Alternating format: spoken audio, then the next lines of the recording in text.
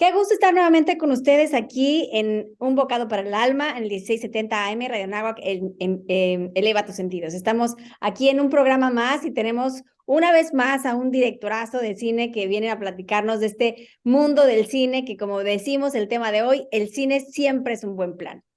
Y es que el cine es hoy en día un fenómeno cultural imprescindible en nuestras sociedades y en apenas un siglo ha desbancado a otras expresiones artísticas, pasando a ser, junto con la música, el arte a nivel popular, uno de los grandes placeres a nivel mundial.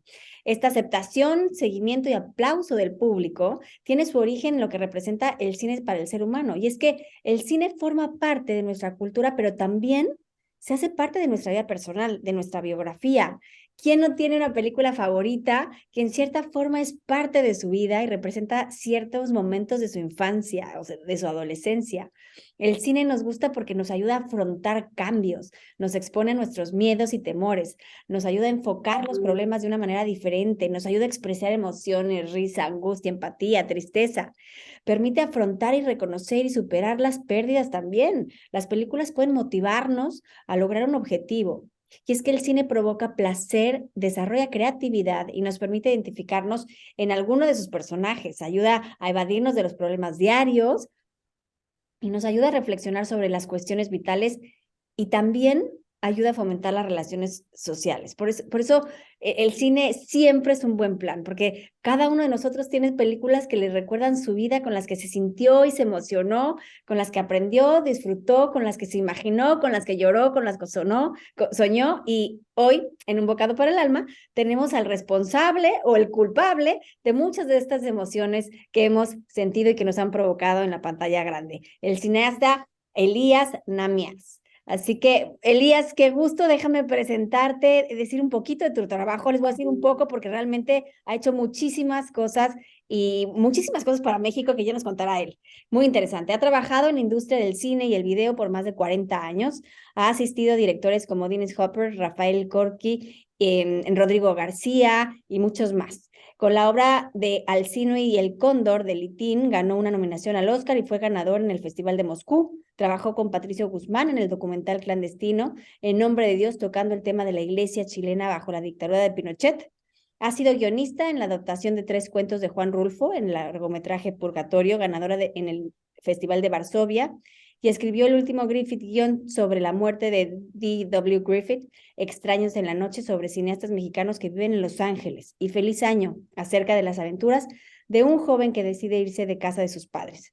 Escribió la serie de TV Yo sé que puedo, para Ilinea, basado en historias reales sobre las consecuencias del analfabetismo. Como director dirigió Palenque, el explorador docudrama piloto de la serie Ciudades de México antiguo. En Los Ángeles escribió y dirigió varios capítulos para la serie Al Norte de México, para la SEP, y el video El relato de la habitación perdida, con apoyo del Museo de Arte Moderno de Austria. Ha impartido cursos de cine en el CCC, La Ibero, en el Centro Cultural de Arte Contemporáneo México, en Santiago de Chile, Medellín, Colombia. Impartió cursos influencias y pecados en la obra de Woody Allen en la Cineteca Nacional, y forma parte de Directors Guild of America, y dentro participó en el Comité Latino para impulsar la presencia de latinos en Hollywood, de lo cual quiero que nos platiques. Actualmente trabajó en El Rastro de tu Sangre en la Nieve, una adaptación del cuento de Gabriel García Márquez, el cual fue amigo personal para ser hecho como película de animación. Así que bienvenido, Elías, qué gusto tenerte por aquí para que nos ayudes y nos enseñes a aprovechar más el cine y a valorarlo, de verdad, porque tu pasión por el cine es, pues que no la contagias. ¿Cómo estás? Estoy muy bien, gracias por invitarme. Bueno, ya todo lo que iba a decir ya lo dijiste tú, entonces bueno, hasta luego, gracias.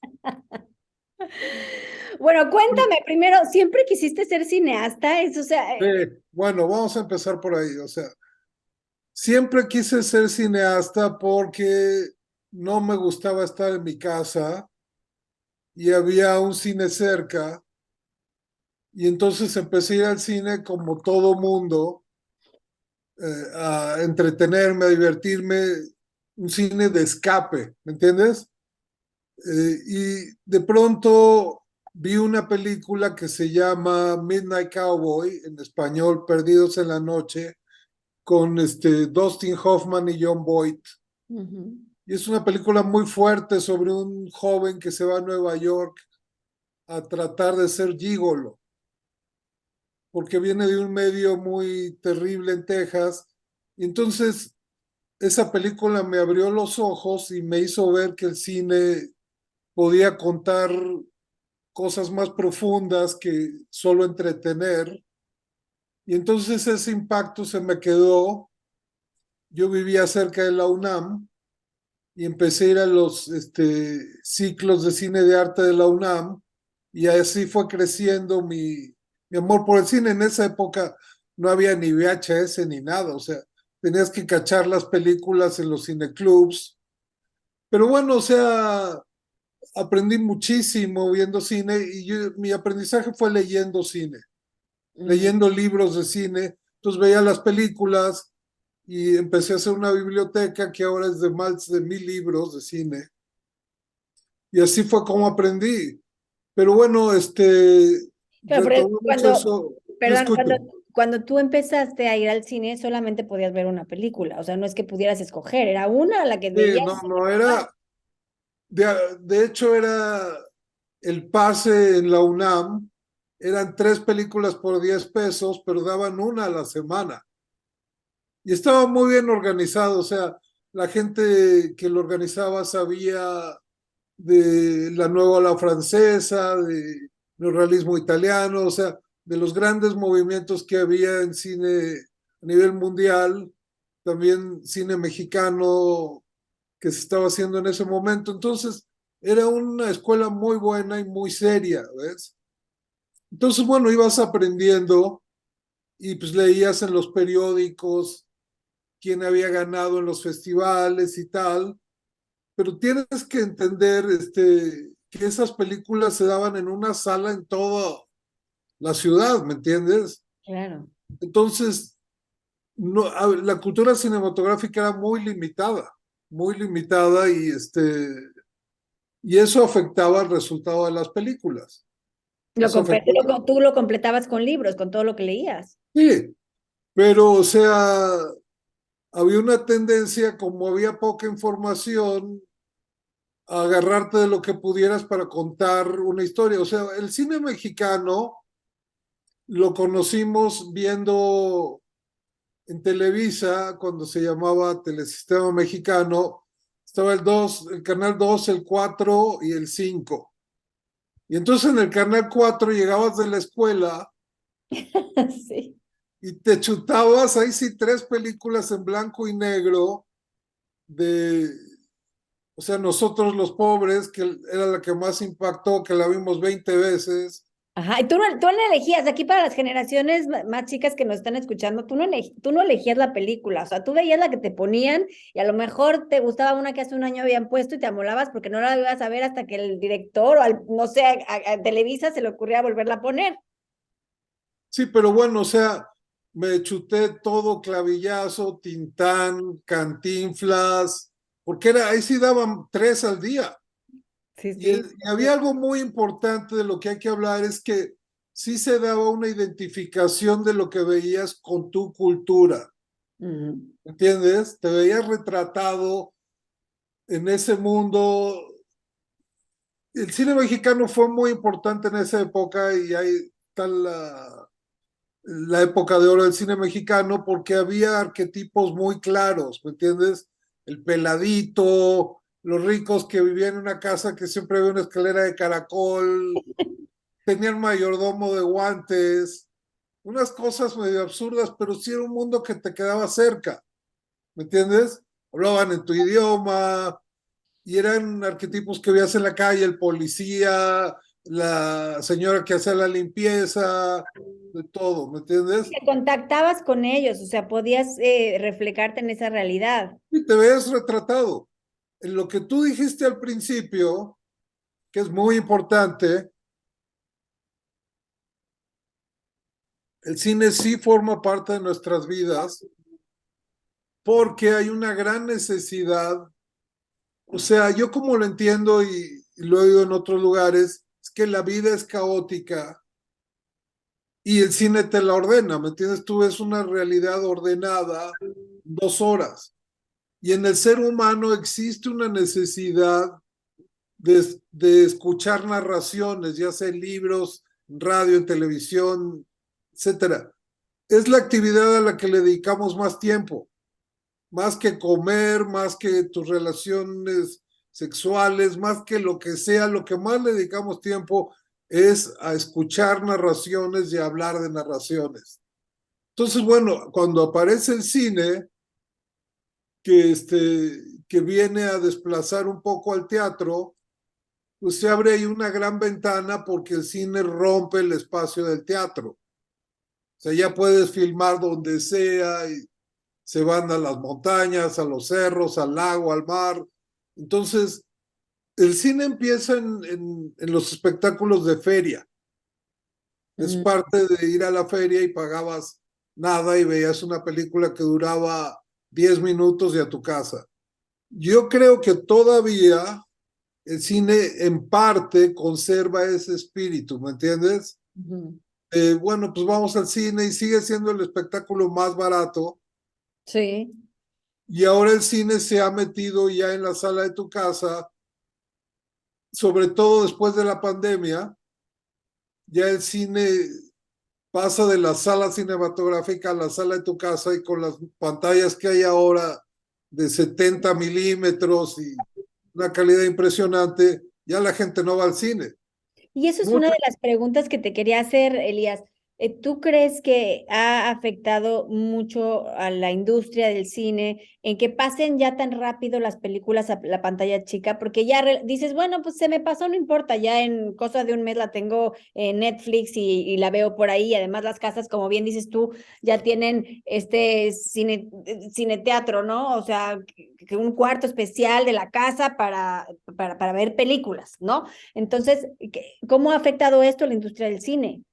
¿O no crees que hay gente que dice, esta película sí la veo en el cine, o sea, no la quiero ver en mi casa, sí la quiero ver en el cine, pero no son todas las personas las que dicen eso y no son todas las películas. Entonces, ¿esto ha afectado de alguna manera?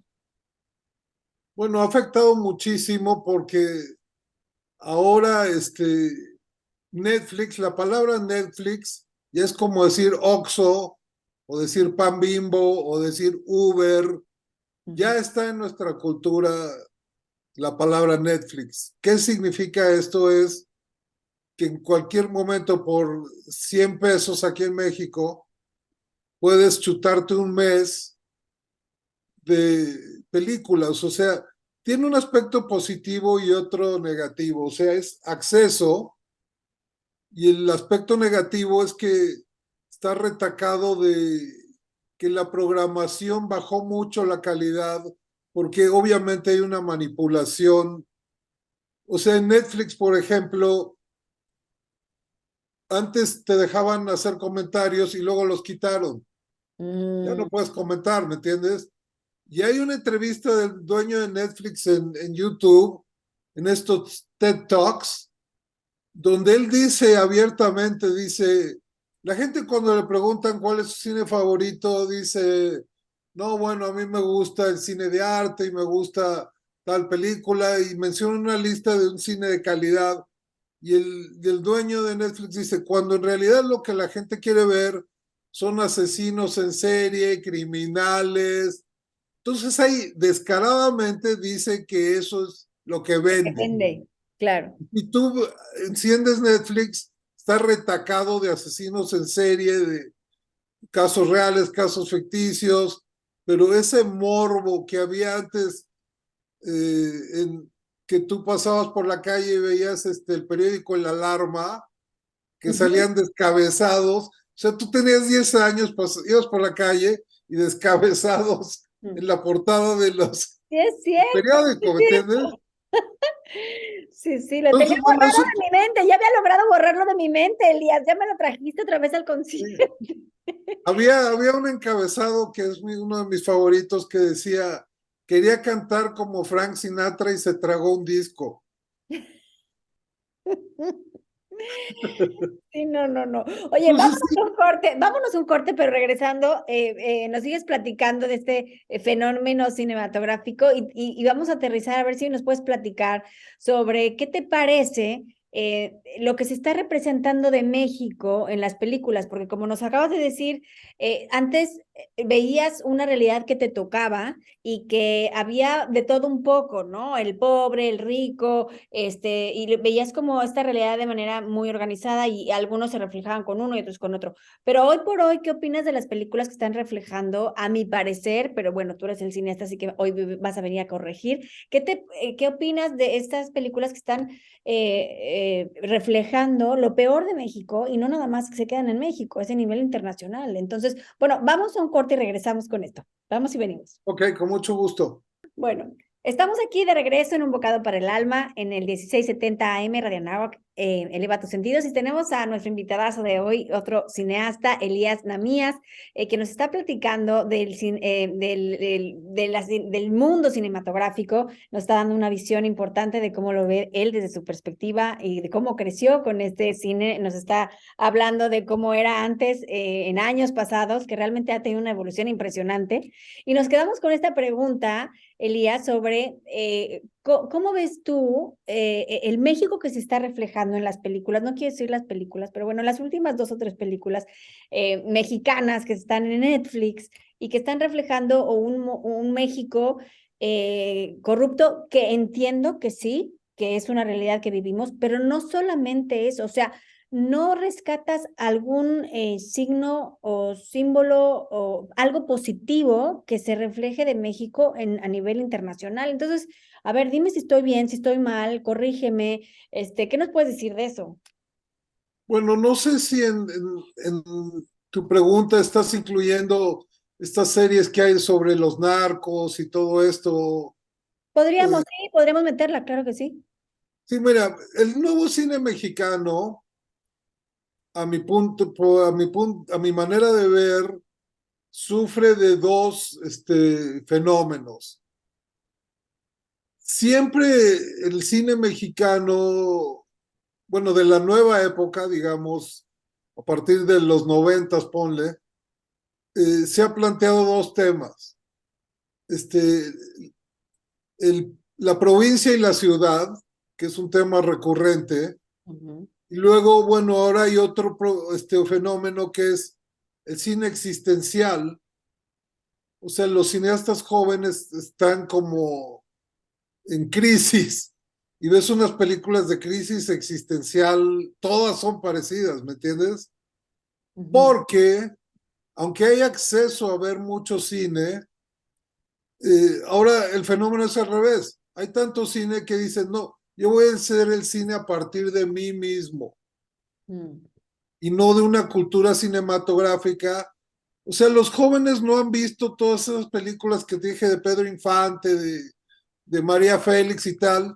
Tenían guiones inteligentes. Sí, sí, que es un México que tú tienes que sumar, no inventar todo, ¿me entiendes? O sea, Exacto.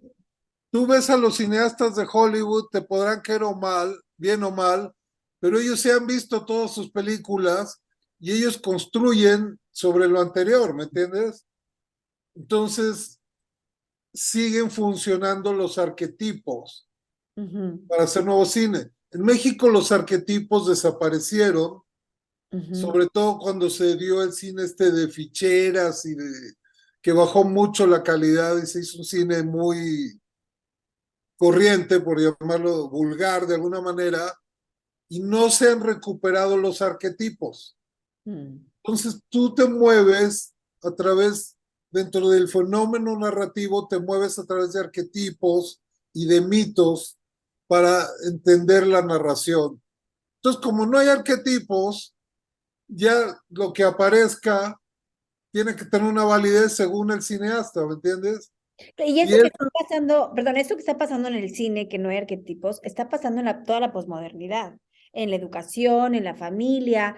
Es una realidad que vino, la posmodernidad vino a deconstruir todo lo que se había construido en la modernidad y no ha tenido la capacidad de construir nada. Entonces, lo que me estás diciendo tiene mucho sentido, porque no hay arquetipos a los que te puedas adherir para a partir de construir algo. Y eso hace, o sea, digo, la sensación que yo he tenido del cine mexicano es que salgo, o de las series mexicanas, sales y dices, o sea, ¿qué me dejó? No entendí, o sea, dónde está la narración lógica? ¿A qué me quería llegar? ¿Qué me quería transmitir? O no entiendo yo nada. Mira, uno no tiene que ser estudioso para entender las películas, o sea, o te gustan o no te gustan de entrada, Ujú, ¿me entiendes? No tienes que ser, es subjetivo el gusto, o sea, pero sí hay una falta de arquetipos, ¿me entiendes? O sea, sí hay una crisis.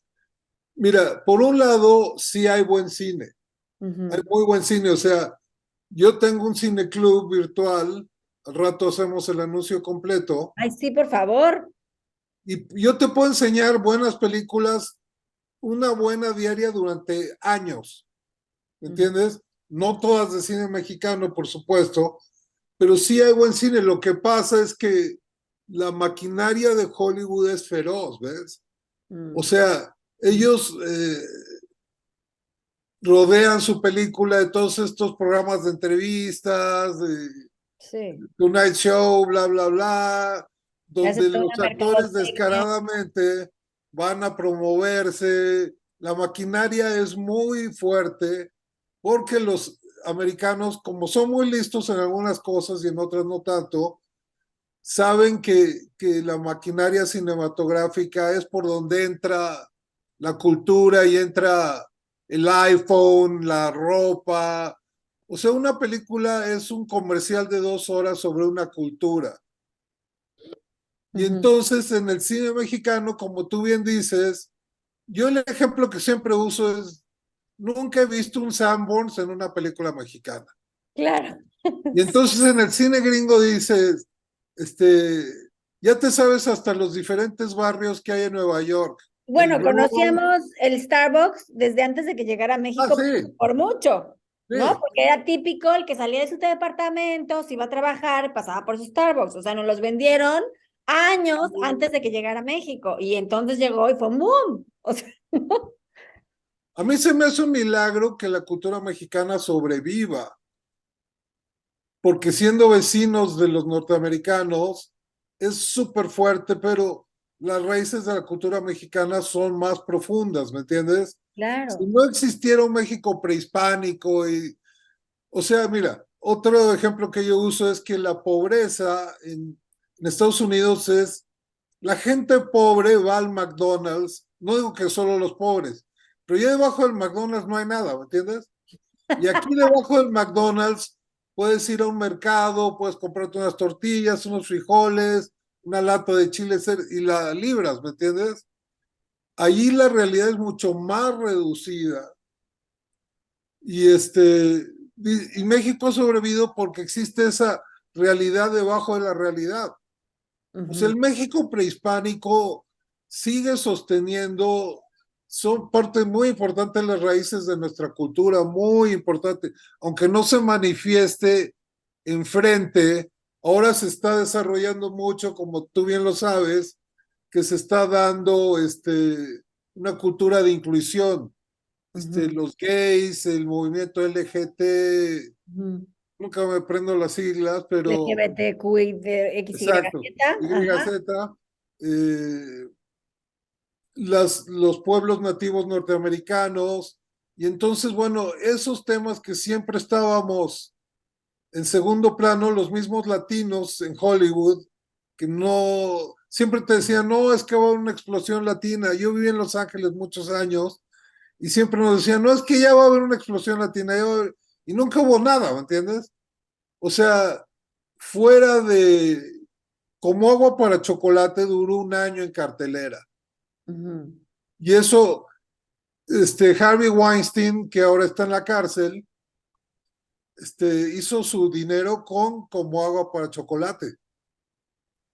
Y luego, bueno, en Hollywood se da también este fenómeno de los tres amigos, de los cuales no quiero hablar mucho porque todo el mundo ya conoce a Iñárritu, Cuarón y a Del Toro. Conozco muy bien a Cuarón, a Iñárritu un poco menos y a Del Toro menos, pero bueno, ellos, uno todavía existía esa idea de ir a Hollywood a triunfar y el Oscar y bla, bla, bla. Yo siento que todo eso ya pasó de moda, ¿me entiendes? O sea, Ujú. ya hay que contar cosas más importantes en vez de hacer cine de entretenimiento, porque se está abriendo esa puerta.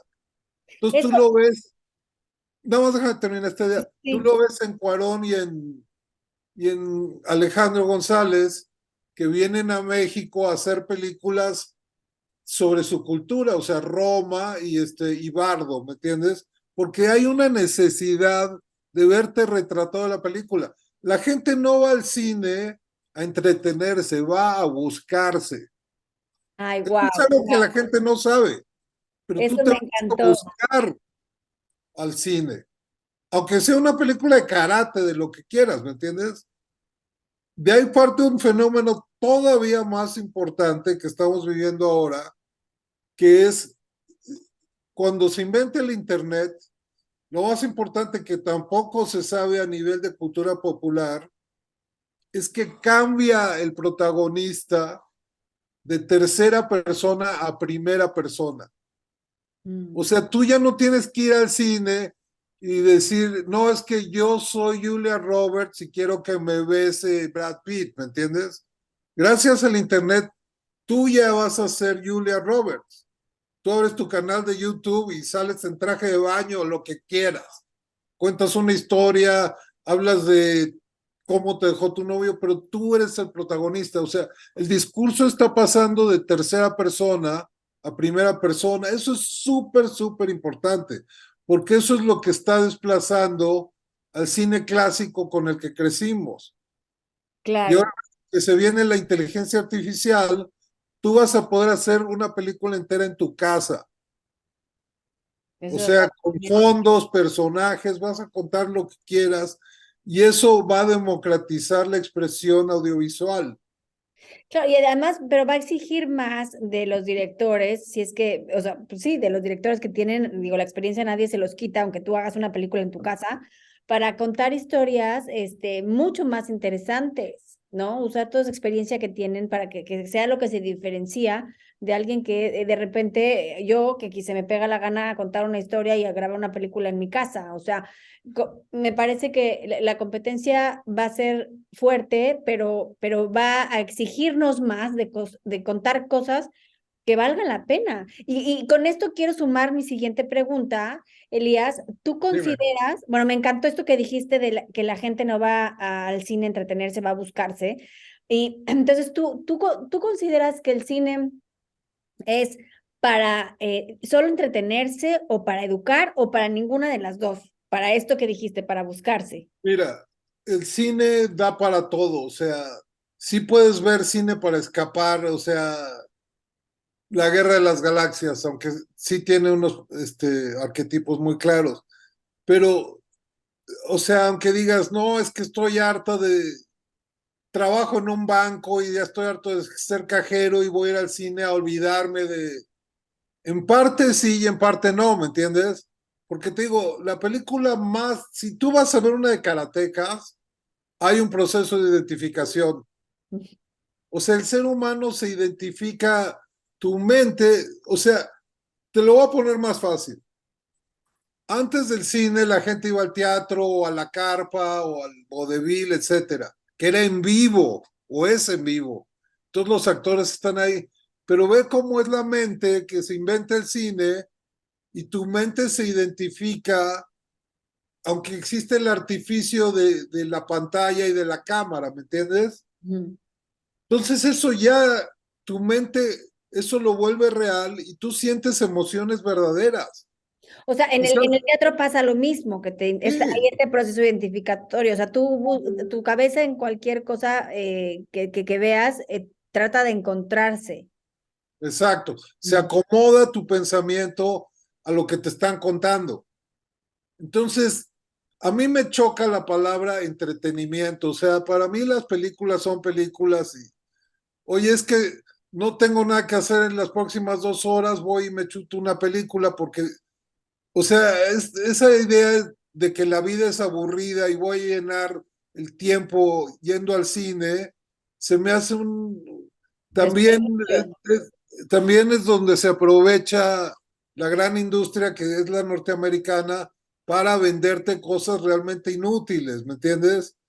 O sea, sí hay un cine que es totalmente vacío, porque no porque las historias no cuenten, sino porque ya lo viste 100 veces. Exacto, El sí. problema del cine, en el fondo, es que los espectadores ya saben lo que va a suceder. Pero siguen pagando para verlo. Sí, sí. Mira, yo he ido al cine, o sea, ahora ya no existen salas solas, vas y son 13 salas. Entonces, lo he visto, o sea, la gente llega a la taquilla y dice, bueno, a ver, ¿qué están dando en la sala uno, en la 2, en la 3? Y decide en ese momento. Ya Sí. ni siquiera se toma la molestia de decir, No, vamos a claro. ver tal o cual. ¿Me entiendes? Entonces ahí sí se vuelve peligro, porque el cine sí tiene esa capacidad de convertirse en una droga, ¿me entiendes? En, como yo pienso que esta característica también se empieza a dar ya en las series de las plataformas, ¿me entiendes? Yo me he pasado hasta las 4 de la mañana viendo 8 capítulos y luego me entra una cruda moral, dije, me están viendo la cara de tonto y llevo aquí 8 horas, ¿me entiendes? Mira, aquí déjame sumar un punto. Yo soy maestra universitaria y a mis alumnos siempre les pregunto su hobby. Y hace años, no sé, 4, 5, no, como no más, como 7, 8 años me decían, no, pues me encanta jugar ajedrez, mi hobby es jugar, competir en esgrima, no sé, como actividades, ¿no? Y los últimos años, con tristeza, por de verdad con tristeza, me decían en un 30% que su hobby era ver películas de Netflix. O sea, se dedicaban a lo indispensable, que era ir a sacar un título universitario y ver películas de Netflix. Ya ni siquiera la novia o el novio. Entonces, como dices tú, o sea, escoge, ¿no? ¿Y qué tendríamos nosotros como espectadores que preguntarnos o qué tendríamos que ver o investigar antes de ver una película para que realmente estemos promoviendo un buen cine y no meternos a cualquier cosa? Mira, ahí hay dos aspectos, o sea, uno es tomarte la molestia de meterte a internet y buscar poco a poco alguna página donde sientas que el crítico o los que hacen las sinopsis o las críticas te identifiques con él y lo tomes como punto de referencia. O sea, yo, por ejemplo, uso mucho Wikipedia. Ujú. No leo la sinopsis que viene en Wikipedia, pero sí me sirve para darme una idea. Y la gente usa mucho Rotten Tomatoes, que es Ujú. una página muy popular. Mira, uno de esos problemas es que todo mundo sabe cine. Me dicen, abre un canal de YouTube de cine. Y le digo, es que hay millones. Ojalá fuera yo científico cuántico, porque había 3 páginas, pero de cine hay miles, ¿me entiendes? Pero no con tu perspectiva, Elías. Cada quien No, lo no, ve claro, claro, claro, diferente. claro, claro. Y entonces, la otra que también es muy importante es que sí debes de como espectador adquirir una cierta cultura cinematográfica. Yo juraba que para estas épocas, desde que yo empecé a trabajar en cine en los 80s, se iba a enseñar el cine ya en las escuelas. O sea, que en la primaria enseñaran cine mudo, en la secundaria cine de antes de la Segunda Guerra Mundial. ¿Me entiendes? Ya se tiene que enseñar porque el mundo audiovisual ha crecido. La cultura audiovisual está reescribiendo la cultura escrita en Internet, ¿ves? Sí, Entonces, tienes que ser, a mí me preguntan, oye, recomiéndame películas. Hay 100,000 páginas donde te dicen las 100 películas que tiene que ver antes de morir, las 10 mejores películas. Bueno, esas páginas dicen la verdad, ¿me entiendes? Ujú. Porque ya son escritas por gente que no le están pagando para vender cierto, De pero la acuerdo. gente ni siquiera se toma esa molestia, ¿me entiendes? Sí. Entonces sí tienes que tener una cierta cultura porque el resultado sería el siguiente, o sea, un espectador con cierta educación cinematográfica ya no estaría viendo basura, se convertiría en un espectador exigente, Exacto, entonces se irían cayendo todas estas películas que nos engañan o series, o sea, exacto. Ese es el punto, ese es el punto, porque sí influye. Bueno, totalmente. vamos un corte y regresamos. Ya se nos está pasando volando el programa, pero quiero que nos platiques de tu cineforo, porque sí es importante crear una cultura audiovisual, sobre todo para las nuevas generaciones que ya no leen tanto, o sea, ojalá retomen la lectura, pero ya no leen tanto, sino ven, ¿no? Videos, videos. Entonces, eh, ¿cómo, que nos platiques si este cineforo nos puede ayudar a tener un pensamiento crítico para justamente saber analizar todo y no tragártelo como te lo están dando, porque pues influye en tu alma. Bueno, vámonos un corte y regresamos. Aquí estamos en Un Bocado para el Alma, en el 1670 AM, Radio Anáhuac, eleva tus sentidos. Vamos y volvemos. Estamos de regreso aquí en Un Bocado para el Alma y tenemos este programa que está muy interesante con el Elías Naimas, que nos está platicando que el cine siempre es muy buen plan, en donde nos está platicando que hay que hacer una cultura cinematográfica, instruirnos, hay que estudiar, porque pues esto va creciendo cada vez más. Y repito una frase que dijo en la sección pasada, para quien se los haya perdido, que me encantó, que la gente no va al cine a entretenerse, va a buscarse. ¿Qué cierto es esto, Elías? Y bueno, a ver, entonces me quedo con esto que es que esta cultura cinematográfica va creciendo, esta cultura audiovisual va creciendo y por lo tanto hay que formarnos en esto para poder tener un pensamiento crítico y saber qué elegir. Yo creo que si fueras al cine con mi marido te mueres porque él es de esos que llegan y dicen casi cuál me queda ahorita, y ahorita va. Yo, bueno, está yo porque digo, no, bueno, no quiero perder mi tiempo en algo que no me deje o que no vaya de acuerdo con lo que quiero, no sé. Pero bueno, a ver, cuéntanos de tu cineforo, porque sé que estás haciendo un cineforo que me parece que de ahí podemos empezar a aprender en esta cultura del cine. Mira, es muy sencillo, o sea, es un cineclub virtual, no es un curso de cine, pero obviamente, o sea, yo te digo, te mando un enlace para ver la película. Generalmente son películas de YouTube, que hay miles de películas, o sea, todo el cine mexicano está en YouTube, todo el cine, lo puedes ver ahí gratis. Entonces yo te mando el enlace, tienes 6 días para ver la película y el séptimo día nos juntamos en Zoom, por Zoom, para discutir la película. Padrísimo. Entonces, yo nada más te señalo, a mí no me gusta estar dando discursos, sino nada más, a mí me gusta que la gente, porque la gente sabe lo que vio, o sea, la gente es inteligente. Entonces yo nada más te voy señalando ciertos puntos para volver consciente lo que acabas de ver, porque hay otro fenómeno de que tú acabas de ver 2 horas de imágenes y entonces para digerirlas las tienes que convertir en un lenguaje, tienes que convertirlas en palabras para poder hacer un análisis de lo que viste, ¿me entiendes? Porque vienes de comer 2 horas de imágenes, entonces lo tienes que convertir al lenguaje hablado para hacer el análisis, ¿me entiendes? El análisis es súper fácil. Digo, ahorita no da tiempo de hablar de eso, si quieres otro día hablamos de eso, pero es súper sencillo, porque te la has pasado viendo imágenes toda la vida. Ujú.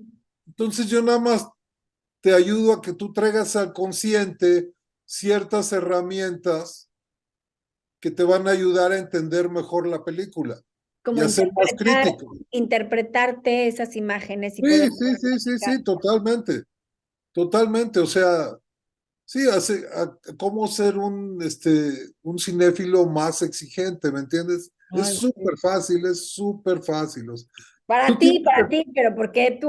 no, sí, sí, sí, pero o sea, yo te lo explico, mira. Yo di unos cursos en México por toda la República y en 2 semanas les enseñamos a los jóvenes, eran cursos gratis, cómo hacer un documental en 2 semanas. Wow. Hicimos 200. En 2 semanas no solo les enseñamos a analizar, sino a hacer películas. Y tú los ves, se llama polos audiovisuales, polos culturales, no me acuerdo bien, están todos en YouTube y había trabajos muy, muy buenos, o sea, ¿me entiendes?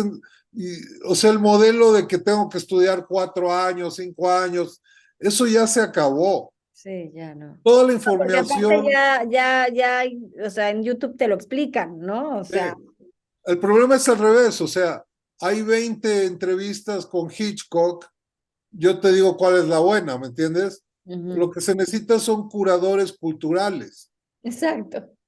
¿me entiendes? Porque ahora el problema es al revés, hay demasiada información y si ves a muchos jovencitos que creen que saben y no saben mucho, ¿me entiendes? O sea, entonces, pero sí, las herramientas están ahí, o sea, a los cinéfilos de verdad, la información está en Internet. O sea, por ejemplo, yo te puedo dar una lista de páginas que luego puedes publicar en tus Sí. redes Ujú. y para que la gente se acerque. O sea, hay una página con las 1000 mejores películas que hay que ver. Entonces, ya con esas, yo Ya tienes leí la tarea. página, yo leí la página y realmente eran todas buenas, 1000. Y el Oye, amigo, sí, Elias, quiero que nos platiques de esta serie que hiciste de Yo sé que puedo, que son las consecuencias del alfabetismo. O sea, porque ahí sí, una de tus intenciones fue reflejar un poco la cultura mexicana, lo que estamos, o fue independiente de México y fue en el alfabetismo en general.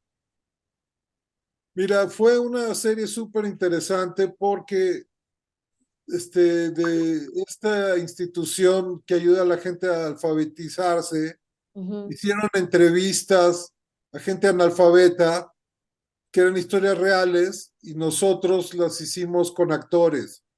Pero Wow. si te pongo un ejemplo de una de las que más me impactó, el que va a la farmacia y no sabe, le dan la receta y pierde la receta en el camino, como no sabe leer, no se acuerda el nombre de la medicina y entonces llega a la farmacia y no sabe qué comprar, ¿me entiendes?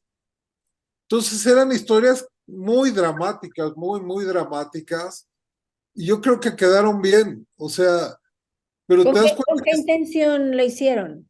¿Cuál fue el objetivo? el objetivo era hacer conciencia de lo importante que es aprender a leer y escribir. Mm. O sea, mira, a los gobiernos como a las grandes empresas cinematográficas les conviene mantener a la gente en la ignorancia, ¿me entiendes? O sea, tú lo veías en la época del PRI, como la ignorancia era su caldo de cultivo para que la gente votara por el PRI, o sea, tenían el color de la bandera en el símbolo del partido, y en México todavía hay mucha ignorancia, o sea, porque no llegan. Hasta me llegué a enterar que la escuela de maestros rurales la habían cerrado a propósito para que no fueran a educar a la gente, ¿me entiendes? O sea, yo nunca he visto un autobús que diga, compre las 9 sinfonías de Beethoven a mitad de precio Sí, en la ¿no? comercial mexicana, ¿me entiendes? O sea, hay una cultura que está en la superficie que impide Ujú. que tú llegues a la cultura que realmente te deja. En el ejemplo que das, que vas al cine con tu esposo, ¿me entiendes? O sea, él agarra lo que está ahí, digo, no lo juzgo, pero a ti te No, sí, júzgalo, interesaría ver júzgalo. algo más profundo, ¿me Sí, entiendes? claro. Pero eso es a lo que voy. El cine es una gran oportunidad para así llegar a las personas No, que totalmente. no pueden llegar de alguna otra manera. O sea, y lo estamos desperdiciando y entonces estamos deformando a las personas porque cuando no escogen la película que tienen que ver, salen más que formadas, deformadas. Entonces, bueno, pongamos que no queremos, no se quiere formar a través del cine, ¿ok? Pero no deformes, ¿no? O sea, Claro. entonces, bueno, ¿cómo ves tú el futuro del cine? Bueno, mira, el futuro del cine, el cine no había cambiado desde que se inventó hasta Spielberg, ¿me entiendes? Mm. Ahora sí va a empezar a cambiar porque, como te decía, como se está democratizando la expresión cinematográfica, vamos a ver mucho más historias. O sea, sí va a bajar la calidad. Es como, o sea, cuando salieron los pianitos eléctricos, los Casio, que tú estaba toda la orquesta ahí en tu piano Casio, pero a ver, componte una sinfonía. Ujú. Eso no va a cambiar, ¿me entiendes? Pero sí la variedad de historias pues ya ha crecido muchísimo, ¿me entiendes? Entonces viene un futuro muy, muy interesante. Otro fenómeno al que se está apuntando es que va a haber proyectores, rayos láser, y vas a ver en la pantalla, en la pared de tu casa, en la sala de tu casa vas a ver hologramas, entonces van a estar actuando enfrente de ti las historias, ¿me entiendes? Entonces, si bien Apple acaba de sacar unos lentes virtuales que también van a permitir que veas las imágenes, pero lo que no cambia es la narración. A mí me queda claro que lo más importante es la historia que vas a contar. Sí, de O acuerdo. sea, yo, por ejemplo, vi una película donde salía un tipo hablando 1 hora de un día en la vida de Hitler, ¿entiendes? Del mayordomo. Y era la cámara sobre un actor que sí se habían leído un libro sobre, decía, Hitler se levantaba a las 5 de la mañana, pedía un té de manzanilla, se ponía unos calcetines de lana, mira, todavía me acuerdo, ¿me entiendes? Y era un tipo hablando a la cámara. Mientras la historia sea interesante, tú te la vas a chutar, tú te la vas a chutar. Yo actualmente estoy trabajando en una película de animación basada en un cuento de García Márquez, el cual fue mi amigo y me siento muy orgulloso de esa amistad, porque yo llegaba a su casa y lo primero que te preguntaba es si tenías alguna buena historia, ¿me entiendes? Él quería oír historias mañana, tarde y noche, ¿me entiendes? Y te contaba unas buenísimas y No, yo le bueno, creí bien porque yo también le contaba unas no tan buenas, pero o sea, a la gente le gusta contar historias, sobre todo ya en el Caribe y en el trópico. O sea, tú ves como en Yucatán, la gente saca las sillas en la tarde y alguien saca una sí. guitarra, se lee poesía y la gente cuenta historias, ¿me entiendes? La tradición oral de los juglares, etc. Siempre una buena historia te va a atrapar. ¿Qué pasa con nuestro cerebro? ¿Qué pasa con nosotros? ¿Por qué somos adictos a las historias? Y por eso también tiene tanta fama el que cuenta buenos chistes, ¿no? Porque finalmente un chiste es una historia. Entonces, por eso tienes una persona como un imán, el que cuenta chistes siempre está invitado a la fiesta, porque justamente es aquel que sabe contar una historia. Si eres bueno para contar historias, eres bueno para contar chistes. Entonces, ¿qué nos pasa? ¿Por qué? Porque no nada más es que nos encontremos, sino que encontramos ahí algún aprendizaje, algún valor. ¿Qué pasa ahí? Sí. Mira, tú no te puedes conocerte a ti mismo. Yo estudié comunicación y tú no te puedes conocer a ti mismo viéndote en el espejo, ¿me entiendes? O sea, el estar haciéndote autoanálisis llega un momento que puede ser exhaustivo porque vas perdiendo perspectiva. Entonces tú te conoces a través del otro y a través del otro pues son las historias que cuenta de él, ¿me entiendes? O sea, hay una frase en cine que dice, todo mundo tiene una historia que contar y los directores de cine se ven en su segunda película, no en la primera, porque la primera siempre cuentan su experiencia personal. Pero es lo que yo te decía, o sea, las narrativas ordena tu vida, ¿me entiendes? Ujú. O sea, y eso es muy importante porque la vida es caótica, o sea, la realidad es muy cruda. Entonces tú necesitas herramientas para afrontar. O sea, mira, te pongo un ejemplo que te va a quedar más claro.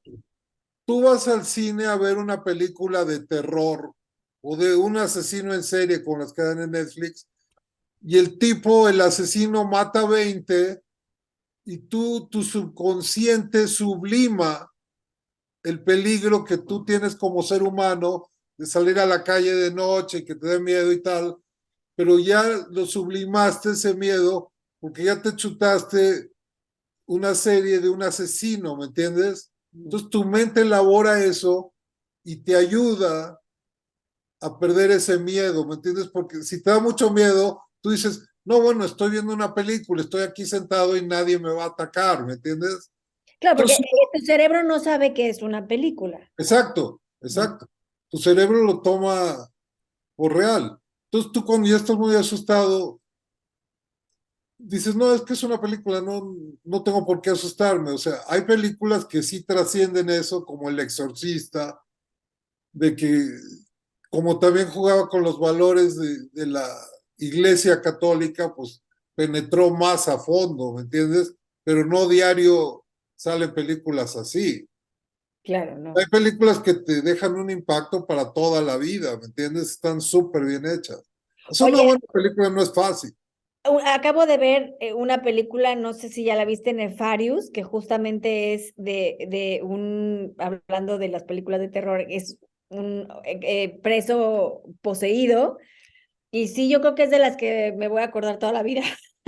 Ojalá que se la pongas en tu cine club, porque sería muy interesante escuchar tu punto de vista. Elías, se nos ha acabado el tiempo. Realmente ha sido una plática súper rica contigo. Muchísimas gracias por darte el tiempo para estar con nosotros. Un último mensaje que quisieras dar. Yo me quedo me quedo muchas cosas de nuestra conversación. Tenemos que hacer una segunda parte, claro. Tenemos que hacer una segunda parte, por favor, pero una de las que me quedo es me encantó, o sea, que la gente no va a entretenerse, va a buscarse y que hay que ser exigentes con lo que vemos, o sea, ser un Uy, sí. cinéfilo exigente, ¿para qué? Para que nos den más de lo que queremos, ¿no? Y no nos den basura, o sea, nosotros podemos marcar el mercado, porque si la gente no va a consumir Así basura, es. pues dejan de hacer basura. Y Así sobre es. todo para los jóvenes, o sea, que sean muy exigentes. Así que bueno, yo quiero que tú despidas el programa, di un mensaje para todos los jóvenes que están, Bueno, o se sea, comen las dos series de mensajes, Netflix. dos mensajes. El primero se me olvidó dar la dirección para los que les interesa el Cineclub. Sí, por favor. Pueden escribir a Tlaloc, como el dios Tlaloc, Ujú, tlalocx, ujú. arroba yahoo.com, tlalocx, arroba yahoo.com. Luego el segundo, para los jóvenes que quieran expresarse audiovisualmente, sí tienen que ver buen cine. Búsquense una lista de las 10 mejores. Traten de no ver solo cine norteamericano, traten de ver cine europeo, cine asiático que está de moda y escriban. Una herramienta muy buena es escribir qué te pareció la película, ¿me entiendes? Como primer autoejercicio, hacer tu sinopsis de qué te pareció, por qué te pareció que es buena o que es mala. Y Muy bueno. también a través de ese correo me pueden consultar a mí, yo les recomiendo libros, etcétera, pero sí llevar un diario cinematográfico, Mm, porque te vas a ir dando cuenta cómo vas cambiando, ¿me entiendes? me encantó esa idea. Diario cinematográfico, lo estoy apuntando, perfecto. Muy bien, pues sí, tenemos que repetir la segunda parte, Elías, porque si no nos vas a dejar aquí en el limbo, medio No, te picante, puedo pero contar historias buenísimas, buenísimas. pues aquí vamos a seguir escuchando. Si tú nos permites, ya pondremos otra fecha para ver las historias que Elías nos tiene que contar. Así que bueno, esto fue un bocado para el alma en el 1670 AM, Radio Nahua que eleva tus sentidos. Estuvimos aquí en El Cine Siempre es un Buen Plan con Elías Namías. Muchas gracias, Elías, y nos vemos el próximo martes en Un Bocado para el Alma. Gracias. Gracias por invitarme. Nos vemos pronto.